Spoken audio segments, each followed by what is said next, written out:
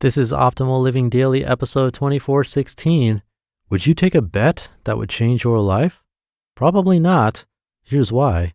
By Nir Eyal of nirandfar.com.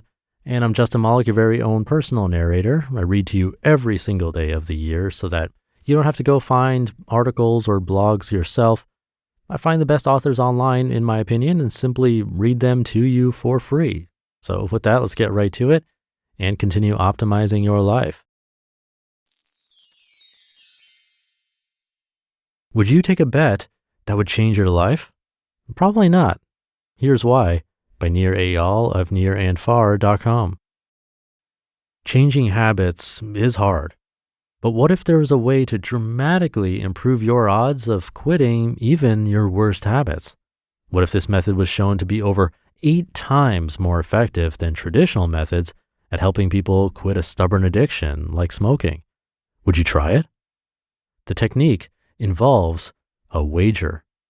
A recent study published in the New England Journal of Medicine showed that when people put money down, they were much more likely to accomplish their goals. In this case, people who risked $150 of their own money to win a $650 bonus prize were dramatically more likely to quit smoking than those who used traditional smoking cessation methods. Surprisingly, this group also beat out those who were offered an $800 reward with no deposit for staying smoke-free. Less attractive, but more effective.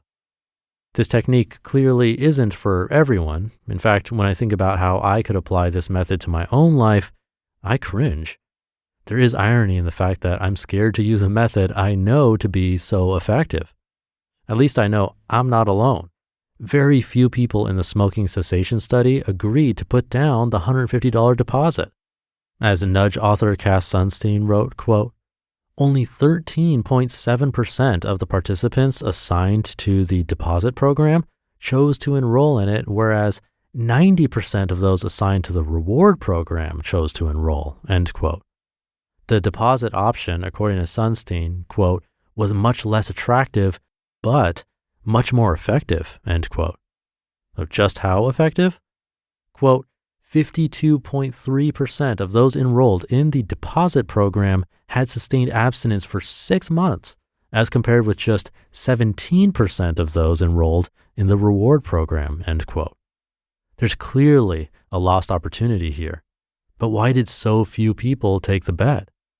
The study authors theorized that $150 might have been too much money for people to risk, but another possibility is that people were overly confident in their ability to win the bet. Since the value of the reward condition, getting the $800 prize, had a larger net worth, $650 minus $150 of their own money, perhaps people thought they'd go for the bigger prize if they believed they were just as likely to quit.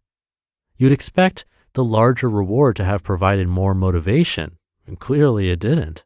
Chalk it up as another demonstration of one of the many quirks of the human psyche. Alternatively, people might have chosen the reward over the deposit not because they were overconfident, but because they lacked confidence in their ability to kick their habit. Perhaps people motivated to quit smoking were scared to put down the deposit because they somehow knew they would have to do the hard work of quitting. My intuition tells me this is more likely the case, but further research needs to be done. When it doesn't work.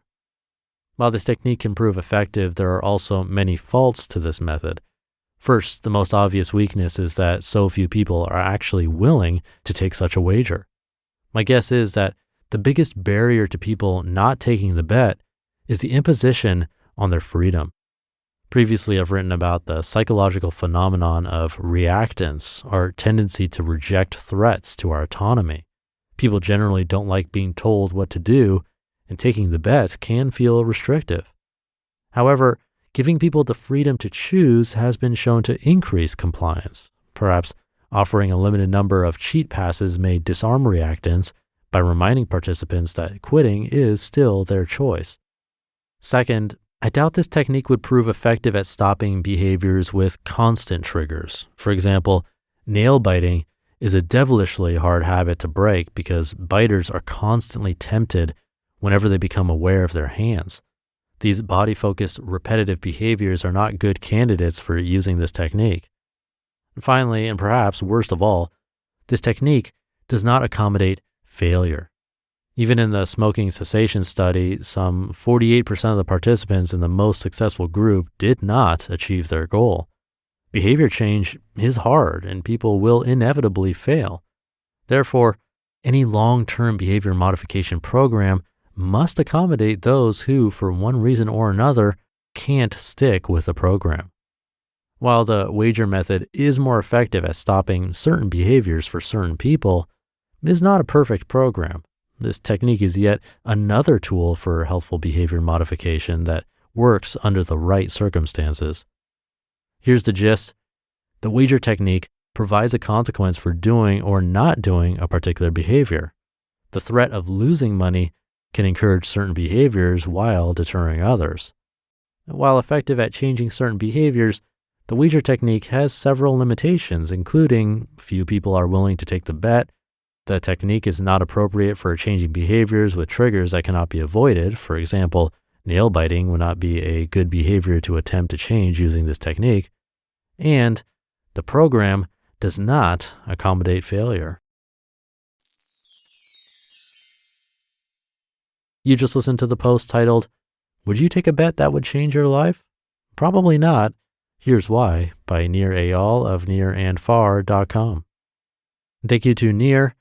It's an interesting one. I can't remember ever in my life putting money up to build a habit, although this is something I'm going to talk about in tomorrow's episode as a possible option. I get what he's saying because when I personally think about why I haven't used this tactic, I think it's that fear of loss, losing that money, which, like he said, could stem from a lack of confidence in myself to actually get it done. In the case of building an exercise habit, my mind might go to, but what about when I'm traveling? What if I'm sick or really busy? These are not great excuses to not get moving, but that's where the mind can go. And by the time it comes back around to thinking about that bet, it's like, well, there are too many factors outside of my control and I might not be able to make it happen. And I don't want to lose the money. So we don't take the bet. Even though, like Nir mentioned, we're upping our odds of success significantly. It's a huge difference in success rate. But just thinking about whether or not we're willing to put up money to change this habit can be enlightening. It could get at the root of the issue. You'll see where our minds take us to get out of doing that bet. Maybe we can use that knowledge to fight back and improve our odds of success. So I suggest just even thinking about that today. Would you take that bet? Why or why not? Feel free to share the answer with me. You can always get in touch at oldpodcast.com or by replying to my weekly newsletter, which you can also find at oldpodcast.com. Have a great rest of your day, and I'll see you tomorrow, where in my commentary, I'll share a bit more about this idea and where your optimal life awaits.